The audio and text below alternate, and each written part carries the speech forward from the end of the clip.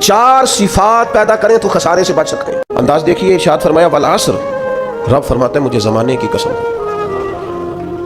اللہ کو بھی قسم اٹھانے کی ضرورت ہے، مالک کریم کو بھی کیا حاجت ہے کہ وہ قسم اٹھائے، لیکن تاکید کر کے بات ذہن میں اتارنے کے لیے۔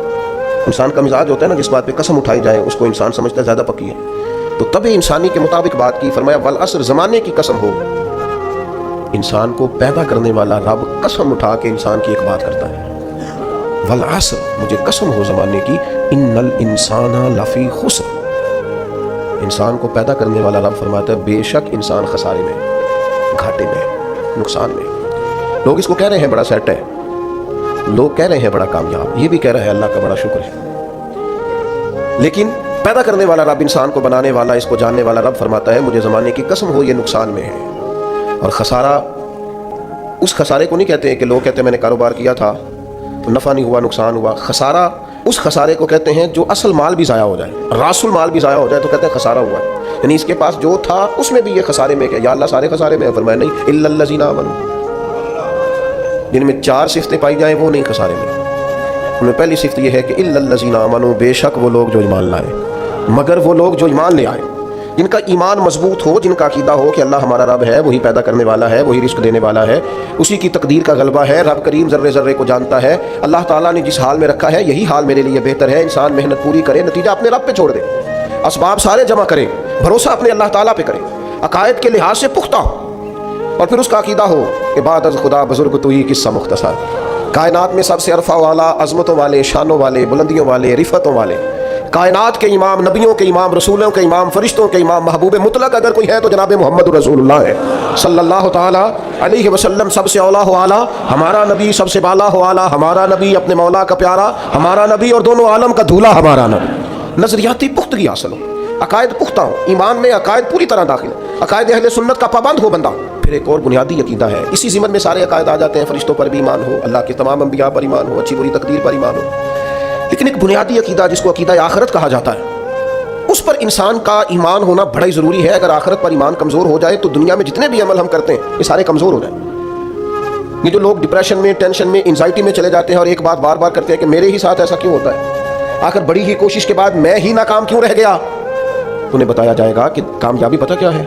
لا یستوی اصحاب النار و اصحاب الجنہ، اصحاب الجنۃ هم الفائزون، جنتی اور جہنمی برابر نہیں ہے، کامیاب وہ ہیں جنہیں اللہ تعالیٰ نے اصحاب جنت بنایا ہے۔ جو جنتی ہیں وہ کامیاب ہیں، جس کو اپنی آخرت کے تعلق سے اللہ تعالیٰ نے فکر سلیم دی ہے، راہ ہدایت دی ہے، اعمال حسنہ پر استقامت دی، اور وہ سمجھتا ہے کہ میں محنت اپنی آخرت کو ٹھیک کرنے کے لیے کر رہا ہوں، جد و جہد میری اپنی قبر کے لیے، حشر کے لیے، آخرت کے لیے، آخرت پر جس بندے کی توجہ ہے وہ بندہ کامیاب ہے۔ اس لیے دنیا میں اگر دنیاوی طور پر کوئی ناکامی آ بھی جائے تو کوئی اتنی بڑی ناکامی نہیں ہے، اس لیے کہ اصل کامیابی آخرت کی کامیابی۔ تو عقائد مضبوط ہوں، اور پھر عقائد اہل سنت کی پابندی اس کے پاس موجود ہو، نہ رفس کی طرف اس کا رجحان ہو، نہ خارجیت کی طرف اس کا رجحان ہو، اس کے نظریات ستھرے ہوں، اجلے ہوں، خوبصورت ہوں، وہ رسول پاک کی ذات گرامی کی پوری غلامی کرنے والا وہ شخص، تو اس کے نظریات اعلیٰ۔ تو فرمایا کہ انسان خسارے میں ہے، الا الذین آمنوا، مگر وہ لوگ جو ایمان لائے، وعملوا الصالحات، اور جنہوں نے نیک اعمال کیا۔ اور یہاں بات ختم نہیں ہوئی، 2 صفتیں اور بھی پیدا کریں۔ یہ 2 باتیں ان کی اپنی ذات تک تھیں، آمنوا وعملوا الصالحات، یہ 2 باتیں ان کے اپنے لیے تھیں۔ اب وہ سوسائٹی کو کیا دیں؟ 2 کام معاشرے کے لیے بھی کریں، وتواصوا بالحق، حق بات کی نصیحت کریں وہ معاشرے میں، خیر کی بات کی نصیحت کریں، وائرل باتیں نہ کریں۔ آج کل یہ موضوع چل رہا ہے تو ذرا میں اس پر بولوں گا تو کچھ ویوز میرے بھی بڑھ جائیں گے۔ وائرل باتیں نہیں کریں، وتواصوا بالحق، وہ حق بات کی نصیحت کریں، کلمہ حق کہیں اور حکمت کے ساتھ کہیں، ادعو الی سبیل ربک بالحکمہ، دانائی کے ساتھ کہیں، لوگوں کو سمجھانے کی نیت سے کہیں، کلمہ حق ان کی زبان پر آئے۔ اور میرے نبی پاک علیہ السلام نے فرمایا سب سے افضل جہاد ظالم بادشاہ کے سامنے کلمہ حق کہنا ہے۔ آپ حق کے ساتھ کھڑے ہوں، پھر آپ لوگوں کو امر بالمعروف کریں، پھر نہیں عن المنکر کہیں، اور وہ بھی بندہ دیکھ کے نہیں۔ اگر امیر آدمی غلطی کر رہا ہے تو پھر آپ خاموش ہیں، اور کسی غریب کو کرتے دیکھ لیا ہے تو آپ نے دینی حکمت کو بھی پیش نظر نہیں رکھا اور اسے رسوائی کر دیا، آپ نے اسے سخت ترین تکلیف سے گزار دیا ہے۔ حق بات کی نصیحت کریں، اور جو لوگ حق بات کہتے ہیں نا ان پر تکلیف بھی آتی ہے، تکلیف آتی ہی ہمیشہ حق کہنے والوں پر۔ تو چونکہ میدان لگایا ہے، اب حق میں نکلے ہو، اب تم نے سفر شروع کیا ہے تو بھائی پیروں پہ چھالے تو پڑیں گے، سفر کرو گے تو تھکاوٹ تو ہوگی، کوئی رستہ طے کرو گے تو گرد تو پڑے گی، اگر کسی سمت تیز دوڑو گے تو مخالف سمت سے ہوا تو تیز آئے گی۔ اب وہاں گھبرانا نہیں، کمزور نہیں پڑنا، تھکی باتیں نہیں کرنی۔ اب ایسا نہ ہو کہ تم نے معذرت خواہانہ رویہ اختیار کیا، وتواصوا بالحق، वतवासौ बिस्सब्र, वो हक बात की वसीयत करते हैं और एक दूसरे को सब्र की तलकीन करते हैं। 4 सिफात पैदा करें तो खसारे से बच सकते हैं।